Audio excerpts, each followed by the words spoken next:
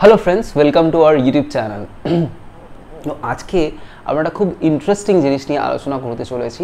সেটা হচ্ছে যে অনেক সময় আমাদের চলতে ফিরতে জীবনের মধ্যে এমন জিনিস হয় যেটা কোনো একটা বাইরের কোনো ঘটনা সেটা আমাদেরকে খুব বেশিভাবে প্রভাবিত করে ইন আ সেন্স আমি বলতে চাইছি খুব নেগেটিভলি অ্যাফেক্ট করে।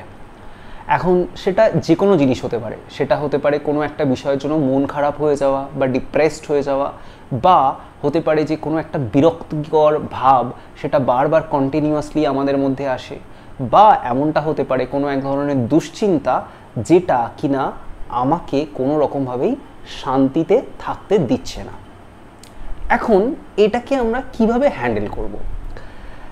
যারা আমাদের চ্যানেলে দেখেন মোটামুটি তারা জানেন যে আমাদের রেগুলার এটাই বলতে পারেন যে কাজ, যে কিভাবে আমরা নিজেদের মধ্যে ইনার যে ব্যালেন্স বা ইনার যে হারমোনি সেটাকে আমরা মেনটেন করব। তো এখন প্রশ্ন হতে পারে যে আচ্ছা, এই ইনার আর আউটার এই ব্যাপারটা কি? ব্যাপারটা আমরা এরকমভাবে বলতে পারি যে বাইরে যে কোনো যা জিনিস ঘটনা, সেই ঘটনাটা আমার ভেতরে কেমনভাবে প্রভাব ফেলছে সেটা হচ্ছে যে আমার ইনার লাইফ, আর বাইরে যা ঘটনা হচ্ছে সেগুলো হচ্ছে আউটার লাইফ। তো এখন এই আউটার লাইফের যে ইনসিডেন্স, এগুলো কি আমার কোনো রকমভাবেই কন্ট্রোলে আছে? না, এমনটা তো নয়। মনে করুন আপনি রাস্তা দিয়ে যাবেন, এখন যে কোনো মুহূর্তে বৃষ্টি হতে পারে।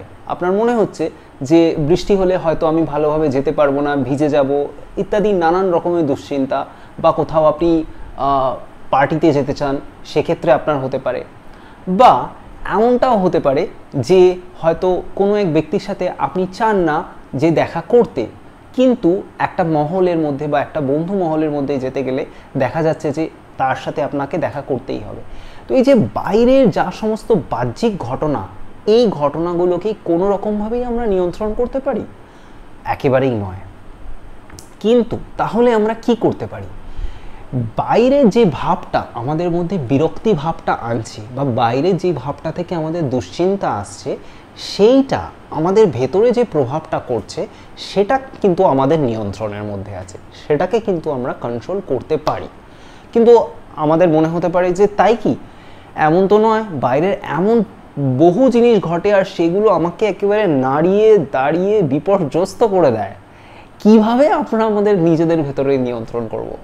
বাইরে জিনিসগুলোকে তো আমি দেখতে পাই, আমি বুঝতে পারি যে এটা এমন আছে, এটা তেমন আছে, এটা ঠিক নিজের জায়গায় নেই। মনে করুন আপনার যে ঘরটা, আপনি যে ঘরটায় থাকেন, সেই ঘরটা হয়তো কোনো কারণে এলোমেলো হয়ে গেছে। আমরা ঘরটাকে ঠিক করে নিতে পারি, টেবিলের ওপরে ঠিক বই খাতাগুলো গুছিয়ে নিতে পারি, জলটাকে ঠিক সাইডে করে নিতে পারি, বেডের যে ক্লথটা আছে সেটাকে খুব সুন্দরভাবে গুছিয়ে নিতে পারি। কিন্তু আমাদের ভেতরের যে ভাব, যে ইমোশনস, সেগুলো যখন নাড়াচাড়া পড়ে, সেগুলোকে আমরা কোনোভাবেই ঠিক করতে পারি না।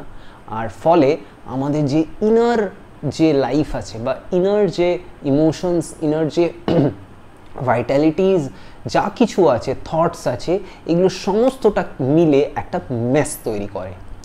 তো কিভাবে আমরা এটাকে মেনটেন করতে পারবো?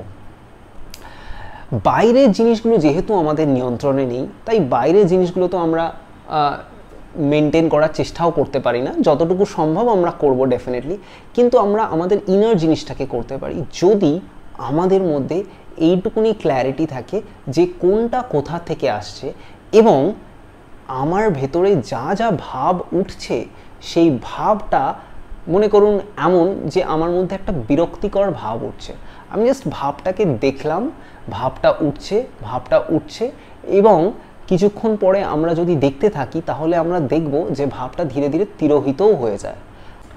তো সারাদিনে আমরা এটা চেষ্টা করব যে যেমনভাবে একটা গাছকে প্রাথমিক অবস্থায়, একটা চারা গাছকে বাঁচিয়ে রাখার চেষ্টা করা হয়, মানে বাইরের ঝড় বৃষ্টি সমস্ত কিছু থেকে, সেরকমভাবে আমাদের ভেতরের যে আন্তর শান্ত ভাব আছে বা অন্তর শান্তির ভাব আছে, সেই আন্তর সৌম্যতাটাকে, সেই স্নিগ্ধতাটাকে আমাকে টিকিয়ে রাখতে হবে। এবং তার জন্য প্রাথমিক অবস্থায় আমরা এটা একটা অভ্যাস করতে পারি যে যা কিছুই ঘটছে তার মধ্যে আমি ভেতরে I am comfortable with it.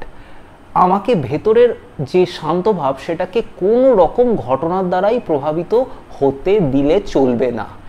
এবং ধীরে ধীরে আমরা এটার মাধ্যমে আরও অনেক বেশি ডেভেলপমেন্ট করতে পারবো। আশা করি পরের ভিডিওগুলোতে আমরা এই বিষয় নিয়ে আরও আলোচনা করব। আপাতত এই ভিডিওর জন্য থ্যাংক ইউ।